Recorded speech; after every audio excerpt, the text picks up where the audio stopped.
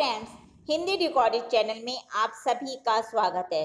दोस्तों, शब्दों में अभिव्यक्ति की क्षमता होती है, यानी कि शब्दों के द्वारा ही हम अपनी बातों का, अपनी अनुभूतियों का आदान प्रदान कर पाते हैं और दूसरों की बातों को समझ सकते हैं।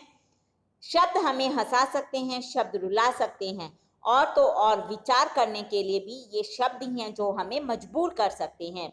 और इसके लिए जब हम विचार भी करते हैं, दूसरों के मन की बातें सुनते भी हैं और अपने मन की बातें किसी को बता भी सकते हैं, लेकिन अपने मन की इन्हीं बातों को हम लिख कर किसी के आगे लिख कर हम लोगों को समझा सकें, उसके लिए सिर्फ एक ही गुण की आवश्यकता होती है और वह गुण है रचनात्मक लेखन। दोस्तों, व्यापार और सूचना तंत्र के विकास के साथ जो आजकल का दौर है, इसमें रचनात्मक लेखकों की मांग में काफी वृद्धि हुई है। रचनात्मक लेखन का सीधा सा अर्थ है अपने ज्ञान के आधार पर किसी भी नई चीज की रचना को करना।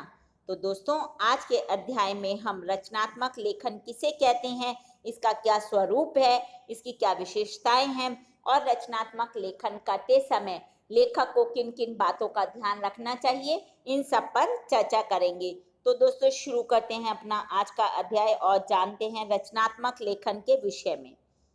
भाषा के माध्यम से मनुष्य के हर्ष, शोक, सुख, दुख से रचनात्मक एवं सौंदर्यात्मक अभिव्यक्ति द्वारा जो साहित्य रचा जाता है उसे ही रचनात्मक लेखन कहा जाता है। यानी कि किसी व्यक्ति द्वारा अपने ज्ञान के आधार पर और बिना किसी दूसरे की सहायता के किसी भी प्रकार का किया गया वर्णन जो कि काफी अलग हो और जिसकी रचना पहली बार हो, उसे रचनात्मक लेखक कहा जाता है। और जो इस कार्य को करने की विधि है, यानी कि इस लेख को जिस प्रकार जैसे लिखा जाता है, उसे रचनात्मक लेखन कहा जाता है। तो दोस्तों, ये हमने जाना रचनात्मक लेखन क्या है, उसकी क्या परिभाषा है। अब हम इसके स्वरूप को जानते हैं।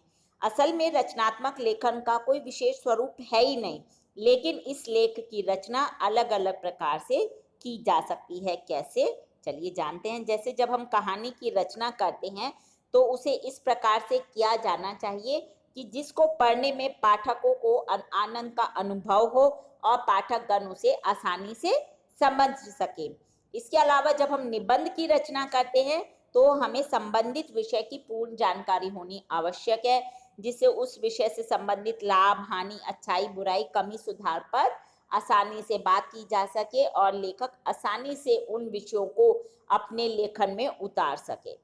और जब व्यंग्यात्मक रचना करते हैं उस समय यह बात ध्यान रखनी चाहिए कि पढ़ने वाले को ये बात आसानी से समझ आ जाए कि किसी पर व्यंग्य कसा जा रहा है, तभी वह एक अच्छी सफल व्यंग्यात्मक रचना कहलाएगी।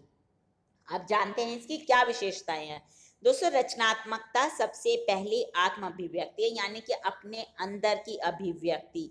साहित्यिक रचनात्मक लेखन में आत्मा की आवाज को स्थान दिया जाता है।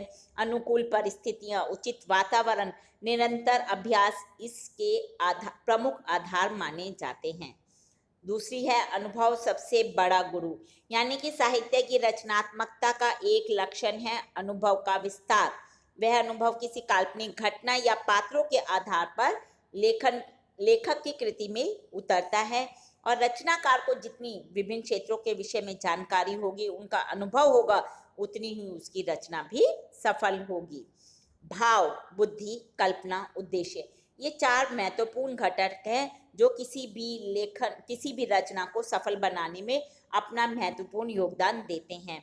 भाव और विचार को कल्पना से मिलाकर निश्चित उद्देश्य हेतु प्रस्तुत किया जाए, तभी एक अच्छी रचना सामने आती है। आत्मविस्तार की इच्छा। दोस्तों, हम सभी जानते हैं कि भारतीयों में जिस प्रकार मनुष्य अपनी संतान में अपना आत्मविस्तार देखता है, उसी प्रकार रचनाकार जब अपनी अनुभूतियों और अनुभवों को दूसरों से बांटने की इच्छा रखता है, तब उसे लेखक की आत्मविस्तार की इच्छा माना जा सकता है। समय और समाज का प्रतिबिंब। रचनाकार जिस काल में रहता है, उस काल का प्रभाव उसके लेखन में अवश्य दिखाई देगा, ये स्वाभाविक है। अपने उद्देश्य का निरूपण करने के लिए रचनाकार जब भी कोई रचना लिखता है, तब रचना में रचनाकार का समय और समाज का प्रतिबिंब लक्षित होना स्वाभाविक है। ज्ञानात्मक विचार और भावात्मक संवेदन। दोस्तों इसका अर्थ है एक ही सिक्के के दो पहलू, यानी कि विचार उसके ज्ञान से भरे हुए हैं और उसके जो भाव हैं वो उस लेखन में दिखाई देंगे।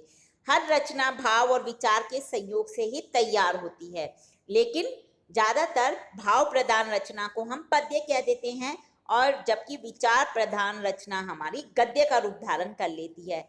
लेकिन कई बार ऐसा भी होता है कि गद्य और पद्य दोनों में ही विचार और भावों का संवेशन आपको देखने को मिल जाता है, और मुक्तिबोध और निर्मल वर्मा इस तथ्य के सशक्त उदाहरण हैं।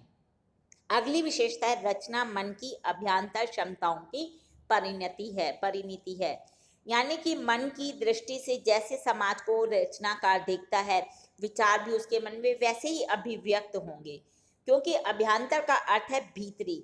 रचनाकार जिस दृष्टि से समाज को देखेगा उसके भीतर उसी तरह की अभिव्यक्ति होगी, और यही अभिव्यक्ति उसकी रचना में हमें दिखाई भी देगी। यानी कि रचनाकार का परिवेश, उसकी सोच को प्रभावित करने वाले तत्व आदि अभ्यांतर परिवेश का निर्माण करने में योगदान देते हैं। यथार्थ भाषा शैली का प्रयोग। दोस्तों किसी भी रचना को लिखते समय रचनाकार विचारों और भावों को उनकी जटिलता के साथ और फिर उसके अर्थ को समझकर अपनी यथार्थ भाषा शैली का प्रयोग करते हैं और एक अच्छी रचना का निर्माण करते हैं। रचना की अभिव्यक्ति का एक महत्वपूर्ण और जो सबसे महत्वपूर्ण और सबसे जरूरी घटक है वो है भाषा, जो स्तंभ है वो है भाषा पक्ष। ये हमने जाने एक रचनात्मक लेखन की क्या विशेषताएं हैं। अब इनको लिखते समय किन बातों का ध्यान रखना चाहिए एक लेखक को, उनको भी जान लेते हैं। जो भी लिखने के लिए लेखक विषय चुने उसके विषय में उसकी पहले उससे संबंधित जितने भी तथ्य हैं उनकी हमें जांच कर लेनी चाहिए, और तथ्यों की जब हम परख कर ले, उनकी सत्यता को जान जाए, उसके बाद ही उनका अपने लेखन में प्रयोग करें। विषय की जानकारी, रचनाकार की सोच और शब्दों का चयन किसी भी लेखन को प्रभावशाली और रचनात्मक बना देते हैं। अगली है, अक्सर जब लेखक लिखने बैठता है तो लिखते लिखते उसके मन में कुछ और विचार भी आ जाते हैं, तो जैसे ही उसके मन में दूसरे विचार आए लेखक को उन्हें तुरंत कहीं लिख लेना चाहिए, नोट बना लेना चाहिए, क्योंकि लेखन में रचनात्मक लाने के लिए यदा कदा जब उसके मन में जो विचार आते हैं उनको हम प्रयोग में ला सकते हैं, और इससे क्या होगा, लेखक की जो रचना है वो काफी रचनात्मक बन जाएगी। दोस्तों रचनात्मक लेखन कई प्रकार के होते हैं, जैसे कविता, उपन्यास, नाटक, कहानी आदि, ये सब रचनात्मक लेखन के ही रूप है।